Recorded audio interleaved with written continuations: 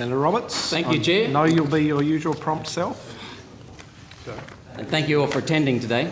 While your annual remuneration package, Dr Marshall, is $1,049,000 and Dr Mayfield's is $613,000, the median income in Australia is just $49,000.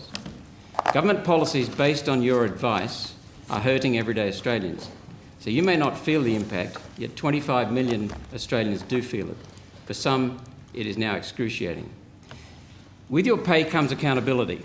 So I'm a representative and a servant to the people of Queensland and Australia, and as such, it's my duty to hold agencies advising government policy accountable. Particularly agencies advising governments over the last 30 years on policies now costing billions of dollars and impacting our nation and all Australians to the extent of trillions of dollars. So my questions are fairly short, each of them. In your answers to my questions in person and in writing on notice at last October's supplementary estimates hearings, you cited 7 papers attempting to justify your assertion that the rate of the most recent period of temperature rise was unprecedented over the last 10,000 years. You did not specify the location of the basis of your claim, so we went through all of the papers. And we actually contacted Le Cavalier and got the data from the authors and uncovered many startling issues and questions that raise serious doubts about CSIRO's conclusions that appear unfounded at best.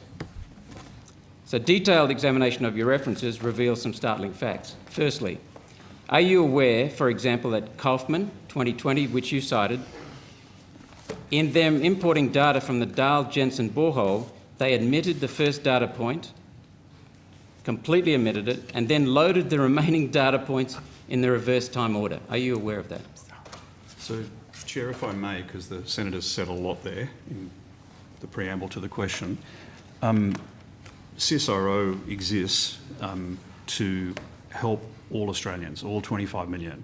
And we have done so for the 100 years of our existence, but perhaps never more so than in the last year, Senator, where we've protected citizens, COVID, we've Dr. developed vaccines. You had a very long preamble, Senator Roberts, which is unlike you, but let's just let the official respond. We've created personal protective equipment to protect frontline health workers, and we've helped government, both state and federal, to better understand the spread of the disease, its longevity on services, and how to best protect our people. And as a result of all of that work, Australia has come through this pandemic in remarkably good shape. There are crop yields that are at record highs despite drought, despite other impacts of a variable climate. So, Senator, we are deeply concerned about the well-being of all 25 million Australians.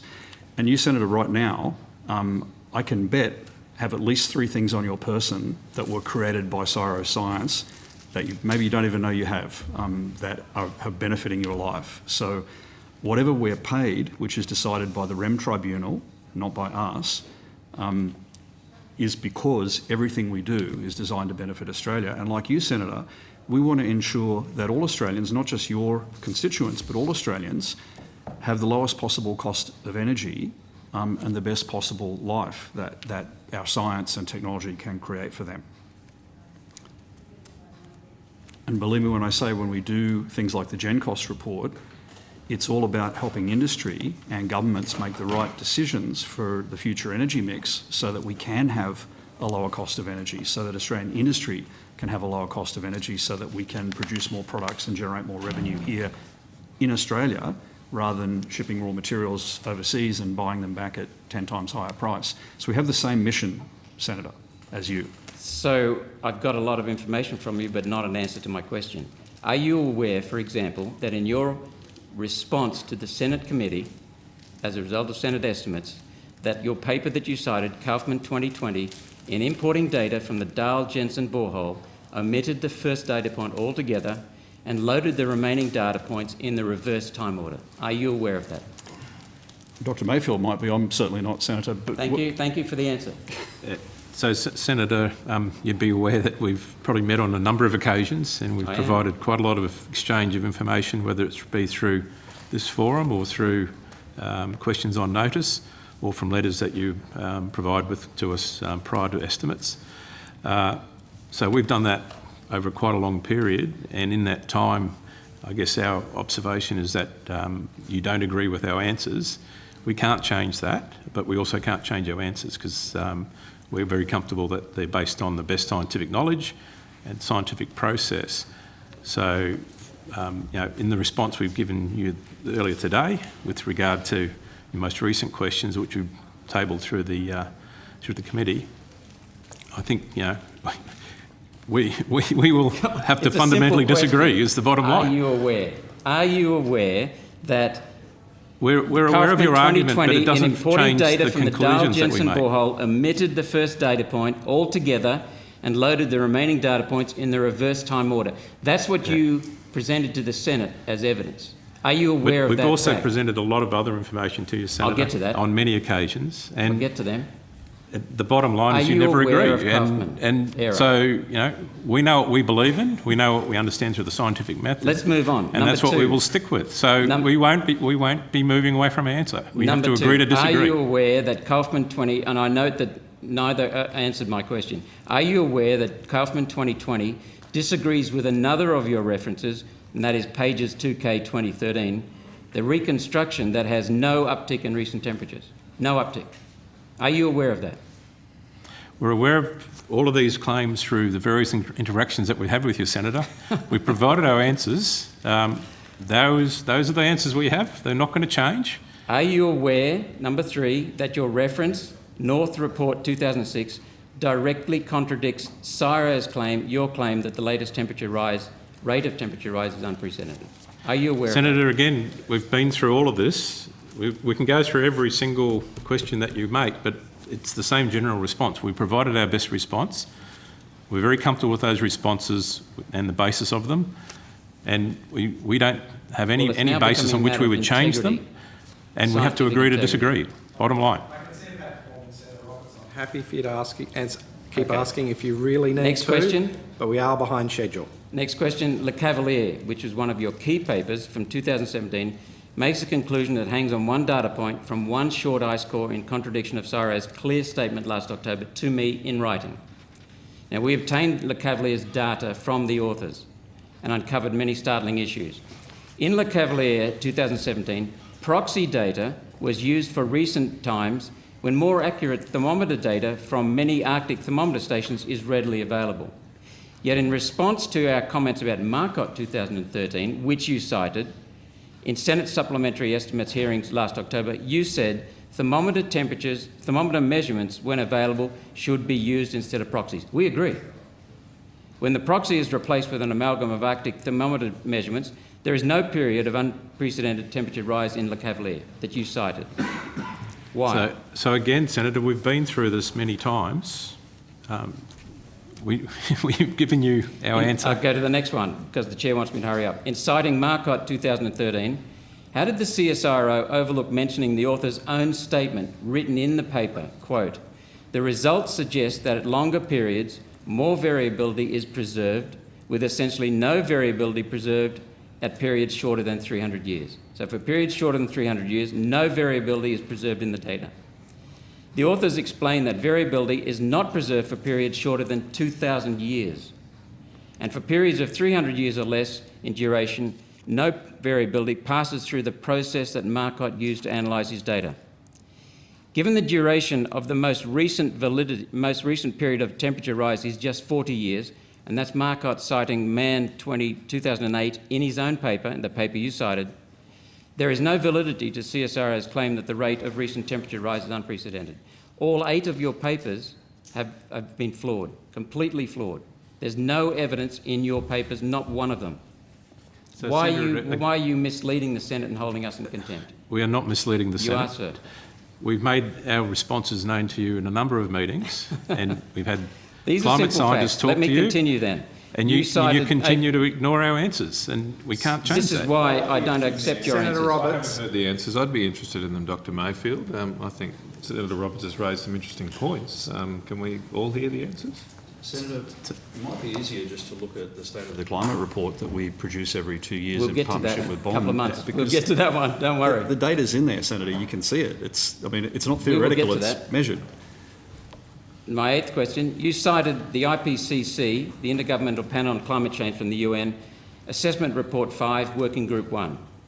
This is an irrelevant citation as the United Nations IPCC AR5 WG1, the Working Group 1, Summary for Policymakers itself contains no reference to rates of temperature rise in the last 10,000 years. That's the only unprecedented change you claim to be in climate. Out of all the meetings we've had, all of the letters exchanged, that's the only one you claim is unprecedented, and yet doesn't mention it at all. There is no reference even to the Holocene period or the last 10,000 years. Most citations in Working Group 1 are for only the last 1,000 years. Can CSIRO explain the inclusion of this irrelevant citation that contains no logical scientific point relevant to your claim? Can you explain why you're using that? Again, you would be familiar with 3 meetings that we had. We had climate scientists there who went through the arguments with you. We've been there, we've done that.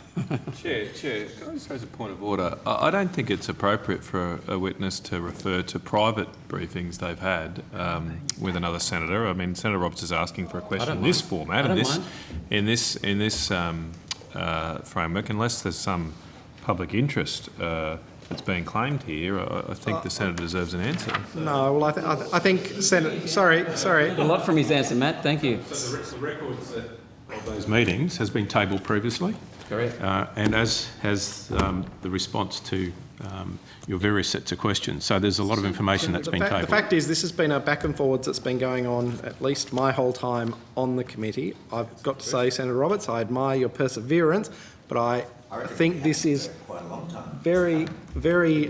I think it's getting to the point of being unproductive at a point in time where we are more than half an hour behind schedule, and we have other important witnesses we want to be able to devote time to. So, Okay, Senator I'll wrap Roberts, up with 2 more. Two more, then we really need to conclude. So your reference, pages 2K 2013, is an irrelevant citation as it covers only the last 2,000 years. We asked for 10,000, and cannot support your claim of what you say is unprecedented over the last 10,000 years. And the second half of this question, your reference, pages 2K 2017, is an irrelevant citation as it covers only the last 2,000 years and cannot support your claim of what is unprecedented over the last 10,000 years. Why did you cite those 2 references? So again, the climate scientists that work with CSIRO have an understanding of the science literature. They're making those references because they add to the argument. And as I said earlier, you don't agree with the answers, and we can't change that. Senator, are you worried that somehow we're giving bad advice to the government about what's going to be the lowest cost of energy? Definitely. Because that's what you said in your starting. And on climate policies which are driving the destruction of our economy. That question has nothing to do with any of that modelling that you're talking about at all. I'm talking about the underpinning advice that's driving policies on climate and energy. So am I, Senator. Climate advice. So am I, Senator, and it's about the cost of solar, hydrogen, nuclear, coal, gas, Stealing whatever of we want to property use. rights. That's got nothing to do with climate modelling. Sector. The future of cost of energy is about the economics and the technology and the science that we can produce. I'm not talking just about energy. I'm talking about climate science that underpins the destruction of our economy, including energy, but also property rights, water resources, right across our country. That's what I'm talking about. And you're paid $1,049,000, $1,049,000 a year in remuneration, and we're getting this as science. All right. It's junk. Senator Roberts, you've made your point. Dr. Marshall, I'll let you reply, but then we are going to call it a night. Senator, it is a fact that CSIRO's science is in the top 1% of the world. In some cases, in the top 0.1%. It is a fact, Senator. It is a fact. And claiming science. It is a fact, Senator. Science is not science. Senator Roberts. You have not given Senator me Roberts. Data. Not a bit. I I think. will give you the data to substantiate every word I just said. Okay, let's. I'll give it to you, Senator. Let's leave it there.